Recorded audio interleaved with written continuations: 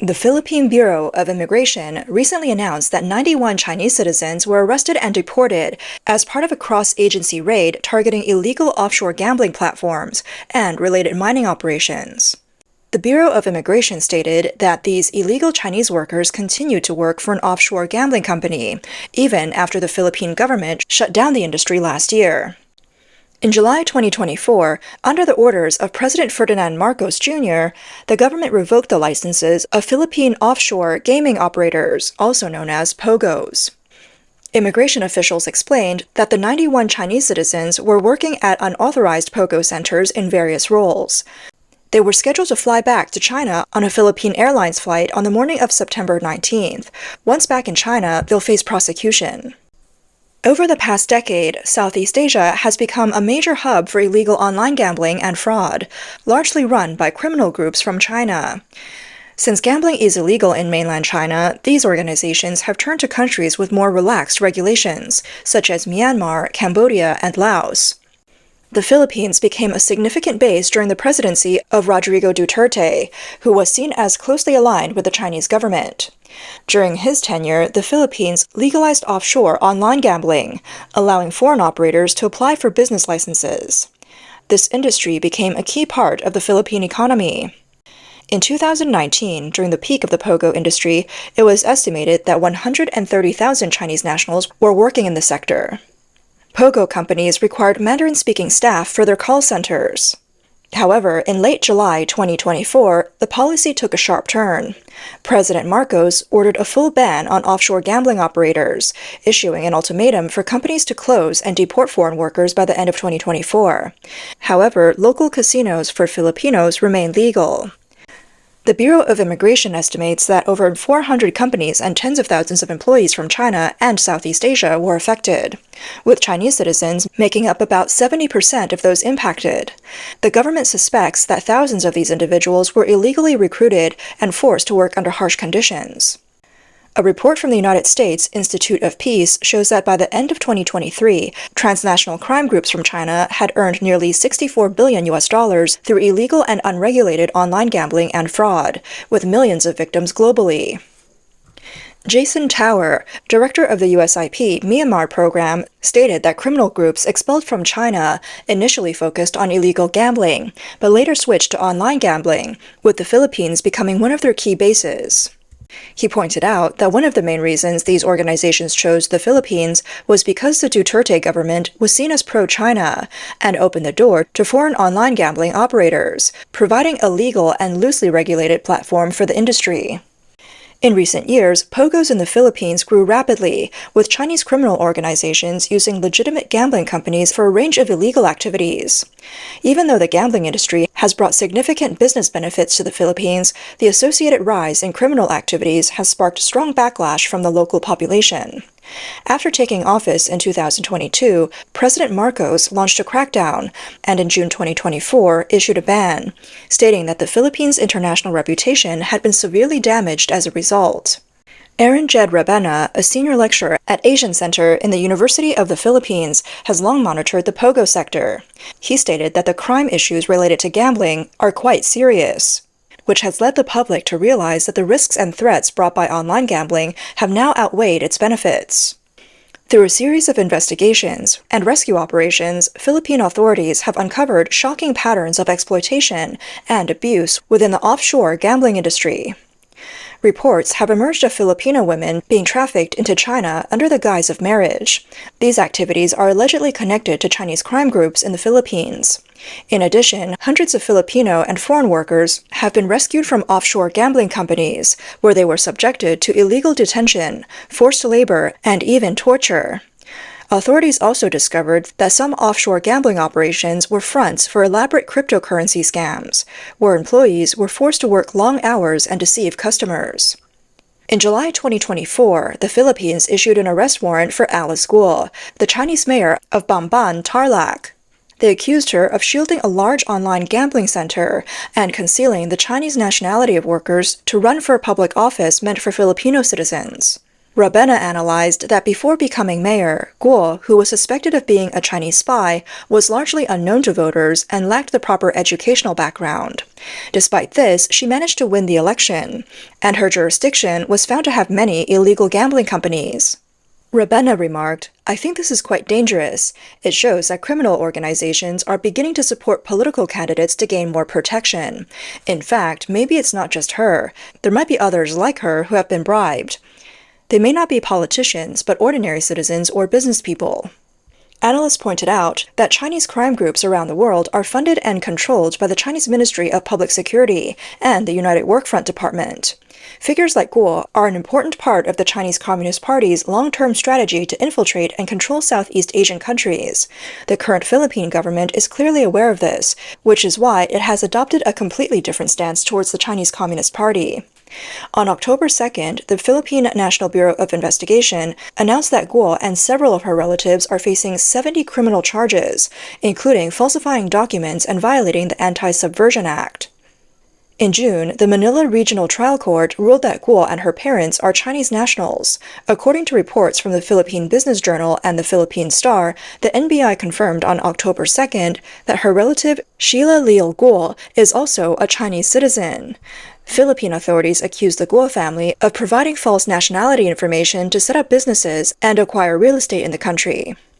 According to the National Bureau of Investigation, Alice Guo, Sheila Guo, and Seimin Guo were listed as the founding corporate officers of 6 companies, including QJJ Group, Q Seed Genetics, and QJJ Slaughterhouse. They are all registered at the same address. These 3 individuals claim to be Filipino citizens to ensure they could acquire majority shares. Co-founders Guo Jianzhong and Lin Wenyi were also involved in the case. According to the Philippine Statistics Authority, Alice Guo's birth certificate was declared invalid by a local court on September 24th this year. Alice Guo is currently detained at the Bataan City Jail on charges including money laundering, major human trafficking, corruption, obstruction of justice, forgery, and perjury related to other cases. Alice Guo claimed to be mixed race, both Filipino and Chinese. She was elected mayor of Bamban, Tarlac in May 2022. In March 2024, Philippine authorities raided a casino in Bamban City.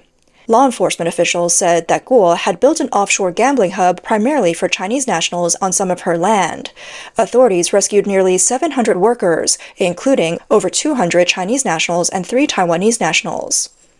Guo later failed to attend hearings at the Philippine Senate and was wanted. On July 12, 2024, the Senate issued arrest warrants for her and her family. Guo fled the country and was arrested in Indonesia in September 2024 before being sent back to Manila. Increasing evidence suggests that behind the persistent global crimes of telecom fraud and illegal online gambling, the true masterminds are from the Chinese Communist Party. Recently, a woman who had worked in a Cambodian scam center revealed to the media for the first time how the online scam organization operates. She detailed how they used a standard script to deceive victims, emotionally manipulate them, and drain their savings. In an interview with the Khmer Times, she explained that these scam centers are disguised as ordinary office buildings. They appeared calm and well-guarded, but were actually the nerve centers of massive online fraud networks. There are similar centers across Cambodia. She revealed that each employee was assigned a standard script, including dialogue templates, behavior guidelines, and specific steps to gain the victim's trust. The scripts were written and distributed by Chinese masterminds. Employees were instructed to pretend to be attractive financial consultants, investment experts, or romantic partners. The core goal of the scam was always the same: lure victims into investing in fake high-return platforms and coax them into continuously adding funds until they lost everything. She said, "We were divided into small teams. My role was to chat with the victims based on the script. Once the target trusted us and was ready to invest, we had to hand over the target to our superiors." She recalled there was a strict hierarchical system within the scam organization, and there were dedicated personnel monitoring each employee's computer screens to make sure they followed the psychological manipulation manual strictly. There were daily performance targets, and those who met their goals would receive bonuses. The former employee also revealed that the center had a model team, which provided photos for impersonating identities. These models were not Cambodian, but mostly came from Malaysia, Indonesia, and other places. They enjoyed greater freedom and were sent to cafes, malls, or tourist spots to take lifestyle photos, creating a more authentic and believable online persona. She admitted that the reason she joined the call center was due to being seriously ill and in urgent need of medical funds. However, what she encountered was an extremely controlled and high-pressure environment. Upon entering the center, her phone was taken away, and access required passing through multiple security checks. During work, any disobedience would result in threats or physical punishment. She said, "We had to meet quotas every day, and the targets kept increasing every week. The pressure was immense. I'm really lucky to have escaped." She has handed over evidence, including scam scripts, photos of her workstation, and internal chat logs. She said that she was willing to speak out to expose the ongoing scam group and hopes to rescue those still trapped inside. At the same time, Japanese police have recently revealed the shocking details of how Japanese citizens were lured to scam centers in Cambodia. A man who worked at a scam operation in Poi Phet, northwestern Cambodia, returned to Japan in January this year and revealed to the police that more than 20 Japanese people were confined to a high-walled site, living and eating there, making scam calls during the day in the office. As the investigation deepened, in August of this year, 29 Japanese who had been working at the site were repatriated and arrested by Aichi Prefectural Police on charges of attempted fraud. Most of them served as call handlers. The police discovered that these individuals lived in a dormitory-style accommodation. The facility had a convenience store, clinic, barbershop, and nail salon, making the environment appear well-equipped. However, it was highly closed off. Access required special permission, and armed guards were stationed at the entrances. Some suspects even claimed to have seen lions, tigers, and crocodiles being kept at the site to intimidate those who were trapped inside. According to the participants, the scam operation was primarily monitored and managed by Chinese nationals, forming a highly systematic fraud operation.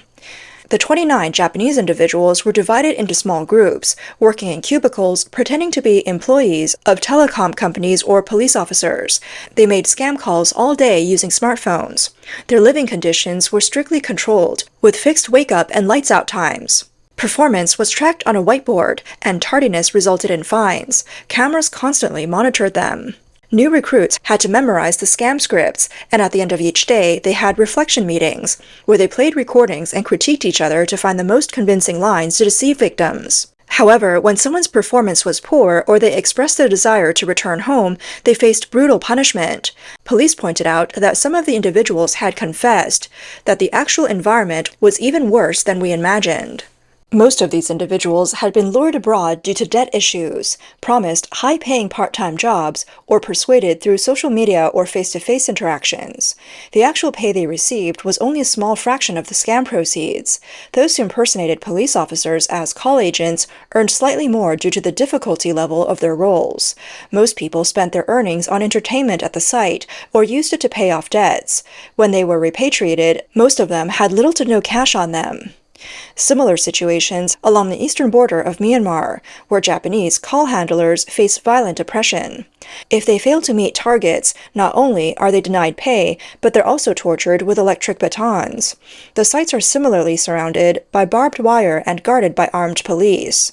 Aichi Prefectural Police revealed that some suspects told people around them that they had applied for high-paying part-time jobs, but the income they earned was insufficient to sustain themselves. The police said that the entire system was designed to funnel the scam proceeds back to the management level. They were forced to spend inside the center, and what was called pay was just another trap. Sources revealed that Chinese criminal organizations in Southeast Asia have been forcibly handed over to Chinese authorities by local governments. Some of these call centers lost their protection because the Chinese government fell out of favor in local power struggles. The Chinese government, when strongly questioned about its role in these criminal activities in Southeast Asia, uses criminal gangs as scapegoats. On September 29th, the Chinese government announced the sentencing of the Mingjia electric fraud group in northern Myanmar. 11 key leaders were sentenced to death, and another 5 were given a 2-year suspended death sentence. The Wenzhou Intermediate Court of Zhejiang Province publicly announced the verdict on the same day. 11 individuals were sentenced to death. 5 others were sentenced to death with a 2-year reprieve.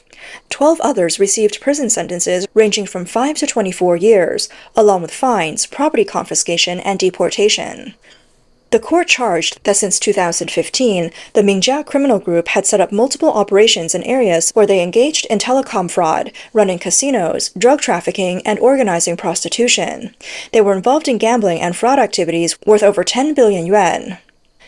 The group was also accused of killing or injuring individuals who attempted to escape or disobeyed management, resulting in 10 deaths and 2 injuries. On October 20, 2023, the Mingjia criminal group shot and killed 4 people and injured 4 more during an attempt to move and hide scam victims. According to Chinese authorities, in November 2023, key leaders of the Mingjia group were captured by Chinese police. The group had set up organized gambling and fraud operations targeting citizens from China, Japan, Taiwan, and other countries. In December of last year, China filed charges against 39 individuals for crimes such as fraud, intentional homicide, intentional injury, illegal detention, running a casino, drug trafficking, and organizing prostitution. Sources suggest that by the end of last year, the Chinese government had already decided to abandon the Mingjia criminal group because it had found a replacement criminal gang in Myanmar. Chinese businessman Xing Weilin, who escaped a scam center in Myanmar, publicly revealed that the real masterminds behind these scam operations are always Chinese. Those who get caught are always the small players. He said, "The real bosses behind the scenes, nobody will ever know who they are. We really don't know, so the ones who get caught are always the small heads. There's still so much more behind them." In the past year, the Philippines' crackdown on Chinese crime syndicates and Chinese Communist Party spies within its borders has shown that the CCP's influence in the Philippines is rapidly waning. The Philippines was once one of the Southeast Asian countries most infiltrated and controlled by the CCP. Former CCP Politburo Standing Committee member Meng Jianzhu had once arrogantly claimed in public, "I control 100% of the Philippines and Malaysia." However, that is no longer the case, as the CCP is falling at an unprecedented speed, and encouraging news will continue to emerge.